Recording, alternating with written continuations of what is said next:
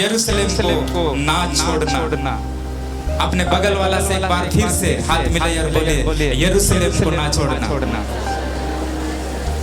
जहाँ पे आप संघर्ष कर रहे हैं, जहाँ पर आपको लगता है कि मैं अकेलापन में जीवन व्यतीत कर रहा हूँ, वहीं पर आप स्थिर खड़े रह करके उस स्वर्गीय परमेश्वर की ओर अपनी नजरों को उठाएं। वो परमेश्वर आपको उसी स्थान पर वो आपको खड़ा करने जा रहा है। हालेलुया। आपको पता है जब सामुएल जो है ईसाई का एक पुत्र का अभिषेक करने के लिए आया, साउल जब रिजेक्ट कर दिया गया क्योंकि वो परमेश्वर की इच्छा के आधार पर नहीं चल रहा था, और इसलिए परमेश्वर सामुएल से कहा कि साउल के लिए मत रोते रहना क्योंकि मैं उसको रिजेक्ट कर दिया हूँ, और एक नेक्स्ट राजा के रूप में ईसाई का पुत्र को मैंने नियुक्त किया है। और उसकी आवाज को सुन करके वो ईसाई का घर चला गया और वहां उसको ईसाई का एक बेटा को अभिषेक करना था। लेकिन सामुएल को नहीं पता है कि किसका मैं अभिषेक करूंगा। और तब जितने भी उनके बेटे हैं वे वहां पे एकत्रित हुए। जब आप पहला सामुएल 16 अध्याय पढ़ेंगे, घर जाकर के पढ़ लीजिएगा, वहां आपको दाऊद के विषय में आपको मिलता है।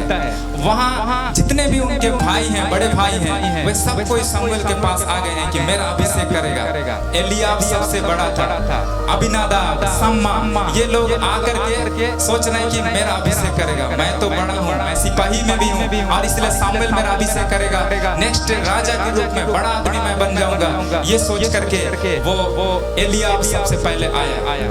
लेकिन परमेश्वर क्या कहा था सामुएल से कि ना तो उसकी रूप पर दृष्टि कर, ना उसकी कद की ऊंचाई पर, क्योंकि मैंने उसे अयोग्य जाना है। मनुष्य तो बाहर का रूप देखता है, लेकिन मेरी दृष्टि मन पर रहती है। Hallelujah, hallelujah.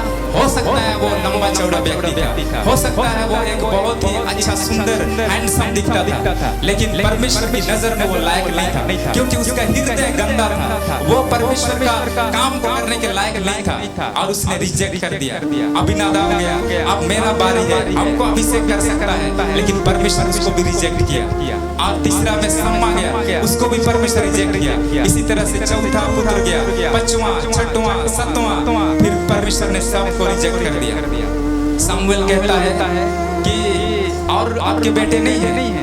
तब वो कहने लगता है ईसाई कि छोटा जो है वो तो भेड़ बकरियों को चरा रहा है। और तब सामुएल का उसी को बुला, क्योंकि परमेश्वर उसी को नियुक्त किया है। हालेलुया। तब वो उस भेड़ बकरी जहाँ चरा रहा था वहां से उसको बुला करके ले आया गया और सामुएल उसका अभिषेक किया। जब आप पहला 16 चैप्टर को पढ़ेंगे, पहला सामुएल, वहाँ बाइबिल का जो शब्द है वहाँ इस प्रकार से लिखा है कि दाऊद अपने भाइयों के मध्य में, जो सामुएल है उसने दाऊद को अपने भाइयों के मध्य में अभिषेक किया। हालेलुया। किनके बीच में अभिषेक किया?